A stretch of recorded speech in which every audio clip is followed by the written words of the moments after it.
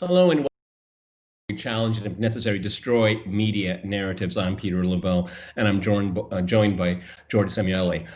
George, this morning I was going through, as I tend to do every morning, I went through the American Conservative, and I came across this article, "The Foreign Policy Choice This November."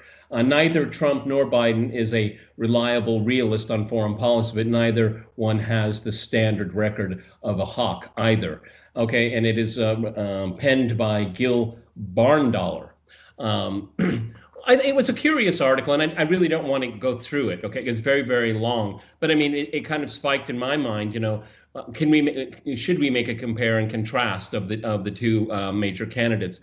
Since and no coincidence, there won't be a foreign policy debate. That's no accident. Okay, that's no accident at all, because this is the Trump's position on foreign policy, at least as he ran as a candidate in 2016, had a lot of traction with people, and of course the powers that be don't want that to be talked about again, particularly since those 50 experts, the adults in the room, basically, put their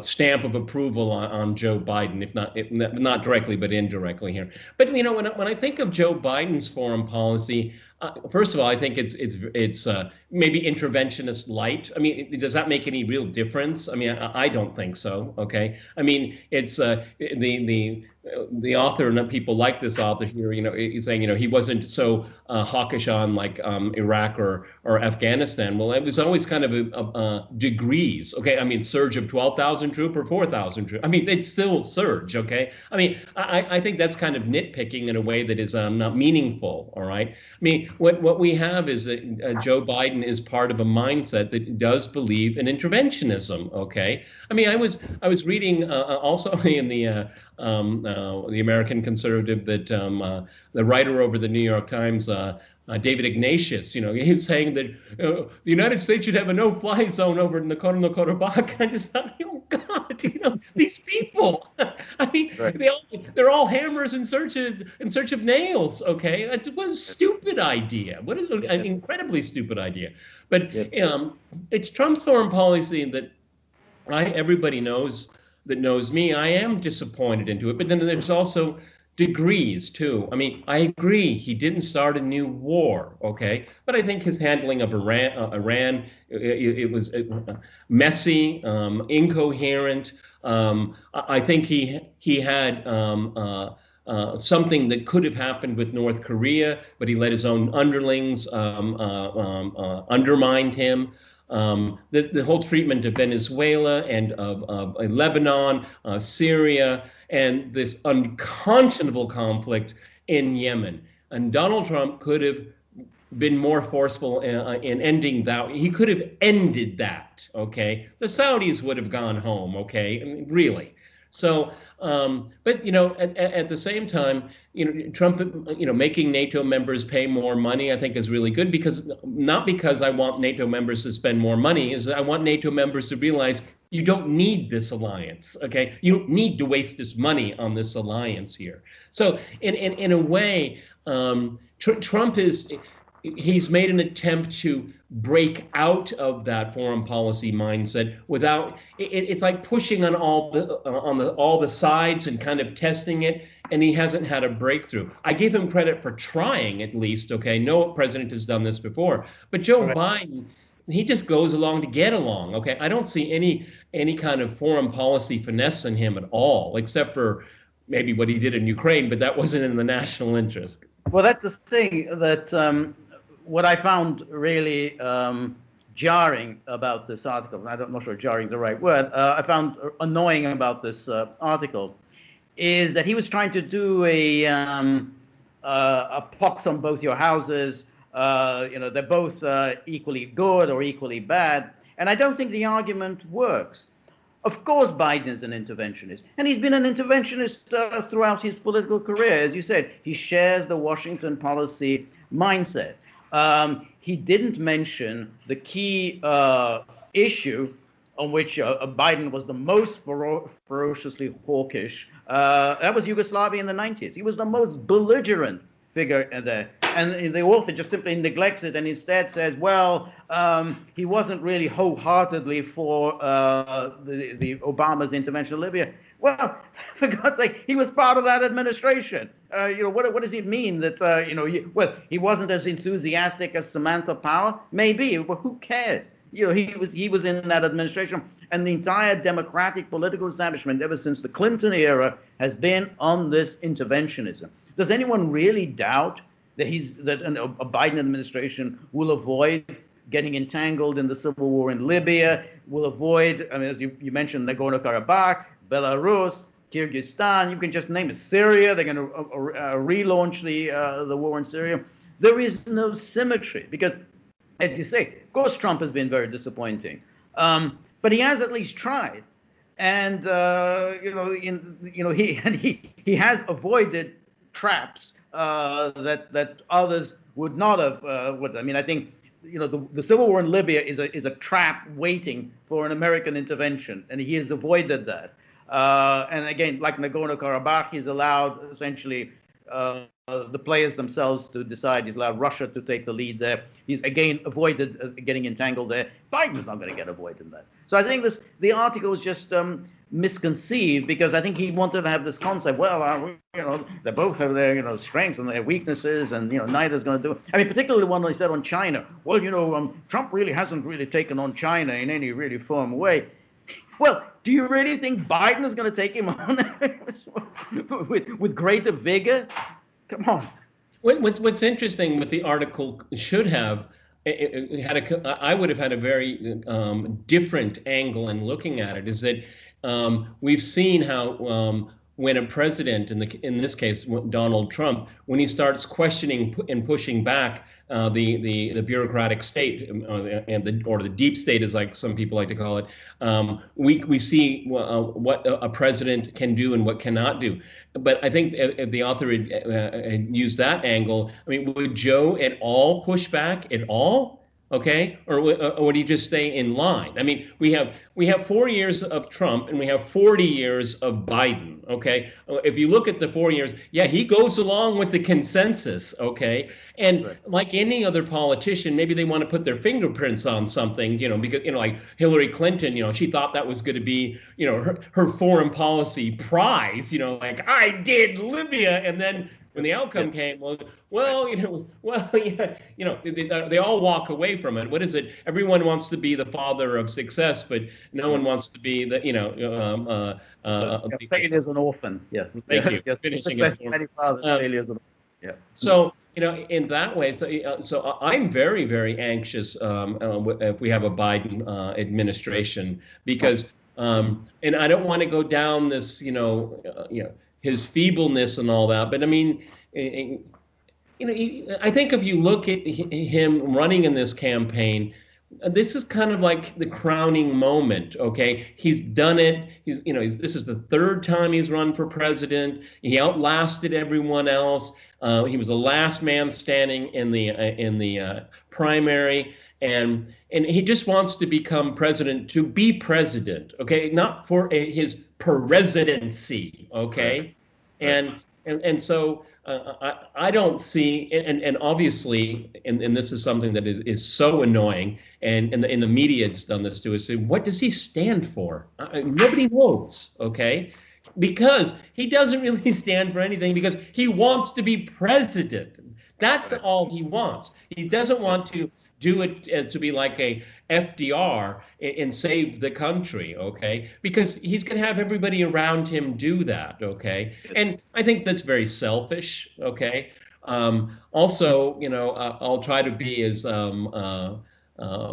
abbreviated as possible. But I mean, if you're still in public office, it's a little more difficult to prosecute you. I think you know what I mean. Right. No, I think that's right.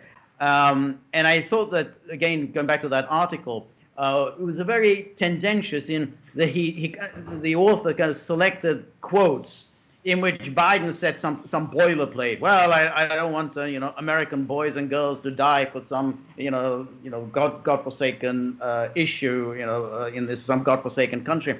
Every single politician in America says the same thing. Lyndon Johnson famously said, I think it was 1963, where American boys shouldn't be doing the fighting of Asian boys.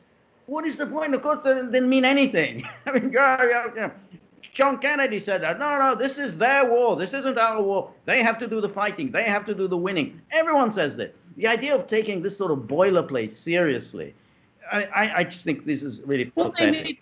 the fact of the matter is, George, the very few of these people, even in that the famous 50 experts and veterans and all that, people have to understand that these people are per se not experts in anything. What they are experts in is they're essentially lobbyists. And what they want to do is to control policy that benefits people, most and very rich people, arms manufacturers, all the think tanks, and it really has a life of its own. It's not that these people, it's none of them are John Mearsheimer, for goodness sake. None of them are Stephen Cohen, okay, that have an understanding of how the international order works. I mean, these people are essentially well-paid hacks that wait for their turn to go through the revolving door of government and then arms manufacturing, think tank, and it just, and some of them do it for decades, okay? Look at Madeleine Albright, okay? I mean, not the smartest knife in the drawer, okay? That's right. But he made it, okay? I mean, I look at the policy positions of some of these people. I don't waste a lot of time on it, but it's just hackery. I mean, there's no policy here. They're not showing us wisdom, okay? It's basically, of course we're going to have interventionism. It's what kind of interventionism we're going to have. It's kind of like, it's not if we're going to attack Iran, it's when we're going to attack Iran. That's what it is, okay? And so what we've seen in the Trump administration is that a president that is activist and questioning the norms of the deep state, we see what happened. They push back. Joe Biden isn't going to push back at all. Of course not. And we've seen that they push back over innocuous things. I mean, the idea that you propose drawing down your troop levels in Germany, that this should arouse fury. The idea of pulling out of Afghanistan after 20 years, this arouses resistance and rage. It talks about Syria, the most stupid, pointless intervention ever. And again, the author completely mischaracterizes the Obama administration policy on Syria. He pretends that somehow Obama got involved in Syria in order to fight ISIS. No, Obama got in there in 2011 to topple Assad. It was only in 2014 when they were facing absolute catastrophe that this creature that they created seemed on the brink of being, that they panicked. In 2011, there was no ISIS in Syria. Okay, yeah. Everybody remember that. Okay, there was no ISIS there. The U.S. brought it there. Okay, yeah. And its allies. So I mean, one of the interesting things is that again, if we keep in mind Trump and Biden. And what happened, I guess it was about a week ago, we did a video on it, or less than a week ago, where you have basically the Pentagon saying that they'll have their own assessment of what's going on. Now, is that see, the thing is that we don't know what this means because Trump is one of the variables here. Okay, is this a resistance comment? Okay, or is it a precedent that's being set? Is that the Pentagon will make strategic decisions on its own, okay? Again, is someone like Joe Biden, if he were to become president, would he be able to push back? It's a big open question. I mean, not because of his physical condition, it's because of 40 years of going along with the consensus, okay? That's so, right. I mean, exactly it would be his foreign policy. And we know the people who will be coming in with Biden. I mean, we know them. I mean, they're already around him. People like Antony Blinken, Jake Sullivan, Samantha Power, Susan Rice, this guy Nicholas Burns. We know them. So therefore, the idea that these people are going to be pushing back, or that they're suddenly going to adopt a realist foreign policy? They're going to suddenly push back against China. They're going to say, "Whoa, we need to really get along with Russia because Russia is an important power, and we need to sign agreement." Of course not. These people are absolutely they're fanatics about this, and they're the ones who are going to be in power. So that's why the idea of casting this issue as a sort of symmetry, well, he's terrible and he's terrible, and boy, that's we've got a terrible choice. There's really no comparison. Whatever Trump's flaws, there's really no comparison between Trump and Biden. The only comparison you can make is that Trump attempted in some areas to be a realist, okay? Joe Biden, with his long time in public life, even say that there is a realist vein in his past career, I think that's a real reach. That's a real reach. I mean, what the article did and what other people do is just cherry pick. Okay, after over a 40-year career, you could probably find anything you want. Okay, I mean seriously, and considering the number of gaffes, okay, you say, is that a gaffe or not? So we're going to be talking more about well, on the Gaggle here, we're going to talk a lot more about foreign policy because the media doesn't want to talk about foreign policy, and this is our forte. This is something George and I like most. Okay, I mean, I live in Moscow, George lives in Budapest, and so we're not going to be discussing healthcare every single time because it doesn't affect us, okay? But foreign policy is very, very important because it made a difference in 2016, and the powers that be don't want that to happen again. They never want 2016 ever to happen again. Okay, and that's what, and in a little over a week, we're going to find out what the new precedent is, what the new normal is. Last word, George. Yeah, no, I think it's exactly right because they know that foreign policy is a major source of weakness for Biden. Because the moment he starts talking about how we're going to do this in Venezuela and then we're going to do that in Syria, that is going to cause a great deal of concern among voters. They want to keep that as far away from any discussion at all.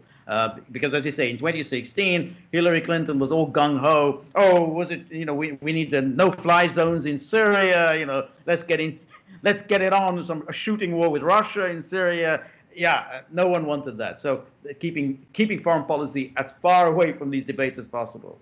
Yeah, and doing a huge disservice to the electorate. Okay, it's extraordinary. So much money is spent on the military, and I really wish Trump, in the first month of his administration, would have just bullied, like he can do well, the GOP to have an infrastructure bill, but we don't have an infrastructure bill. And he talked about health care, and we still have nothing from his administration. Kind of spotty here. Okay, if you like this, please like, share, and subscribe, and the Gaggle will have a whole lot more, and we'll be doing, as soon as we can, given the time difference, we'll do a post-mortem of the debate, so keep an eye out on that.